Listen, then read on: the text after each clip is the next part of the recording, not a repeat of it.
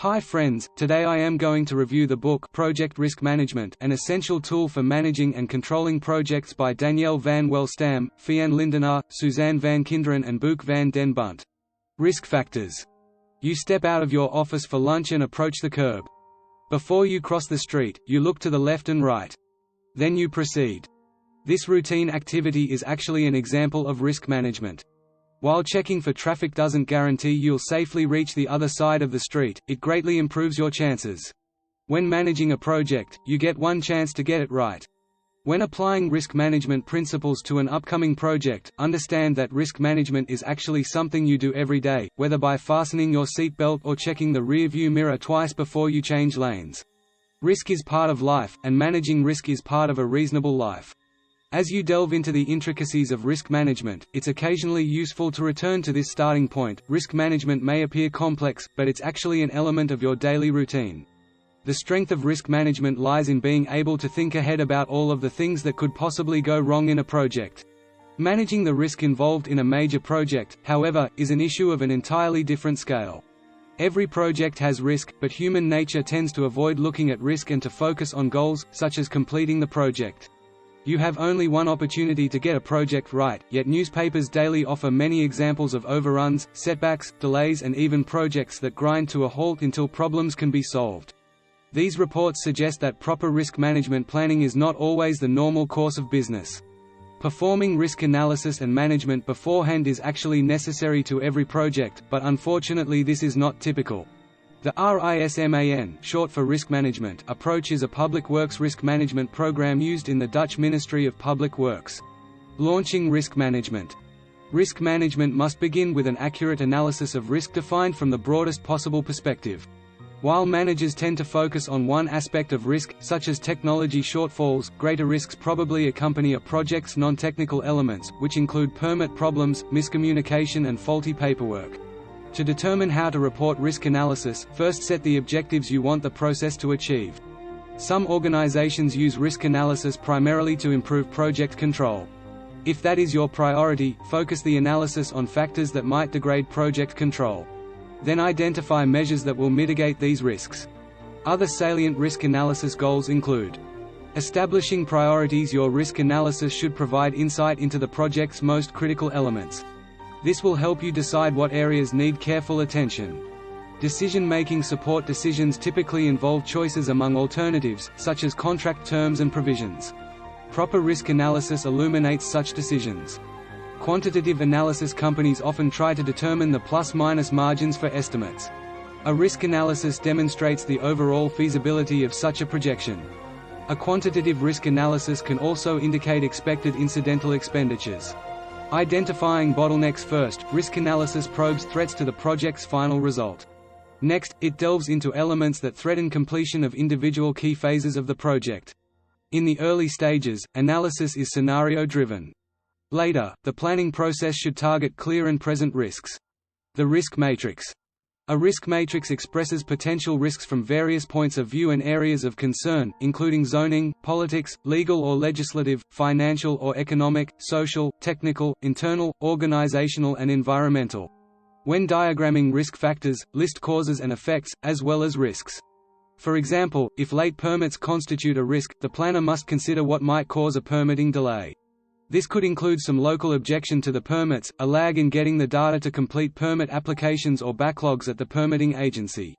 Note the effect of a tardy permit, such as construction halts and additional costs. For an average project, a great many risks may quickly emerge. Priority must be given to the most significant. As this suggests, diagrams that constitute thought pictures are an essential part of risk analysis.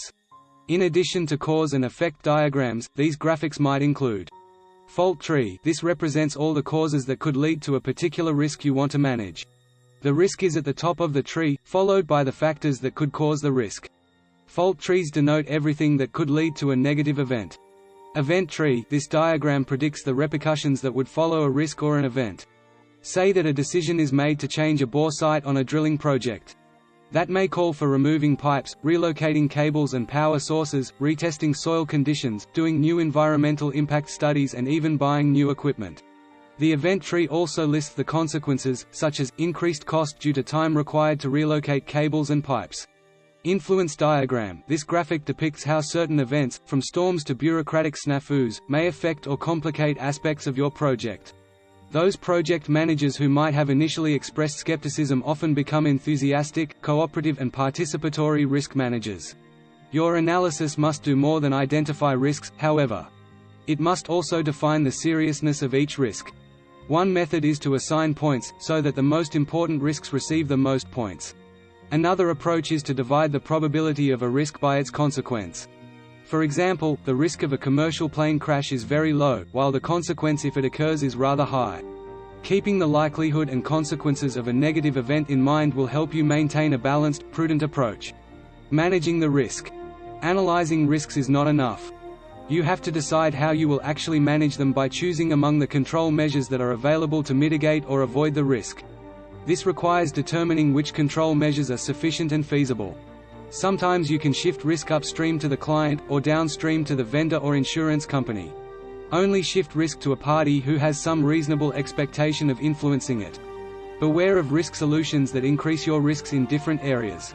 Your control measures could include adding an insurance policy, meeting with regulatory authorities, shifting risk to a contractor, adjusting your margins for extra time, money or quality control. Approach risks proactively through training. Risks often stem from primary aspects, such as the failure to obtain permits, capacity problems and miscommunication. Once you select a control measure, make someone responsible for implementation.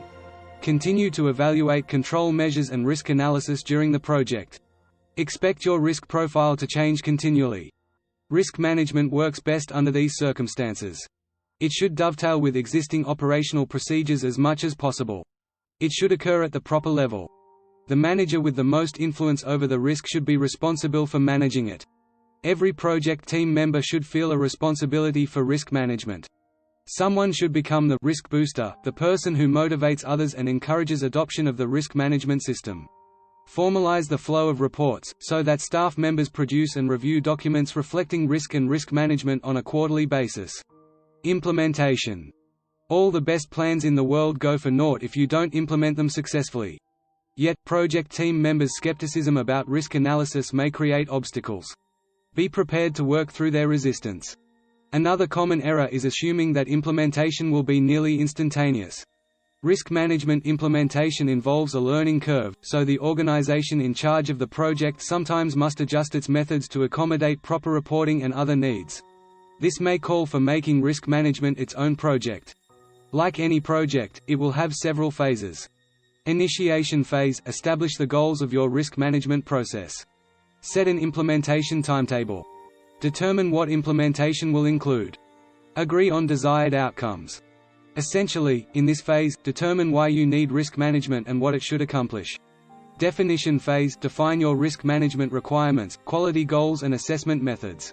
Are all requirements attainable? Do any of them contradict each other? What tools and resources do you need? In this phase, identify any elements that do not fall under the purview of your risk management initiative. Design phase – create a task description that states the form of risk management to be implemented. Design the tools that will be used. Preparatory phase – draw up an implementation plan. Test the essential tools and begin training risk management employees. Realization phase – implement the project. Decide upon a realistic time frame for this phase to run its course. During this phase, develop a plan to maintain risk management once it's implemented. Follow-up phase – continue to apply risk management, including any necessary adjustments. Conduct regular evaluations and appraise the lessons that your project team learns. It is obvious that risk management and the implementation of control measures involve costs. It is, however, much more difficult to determine precisely how much it will yield.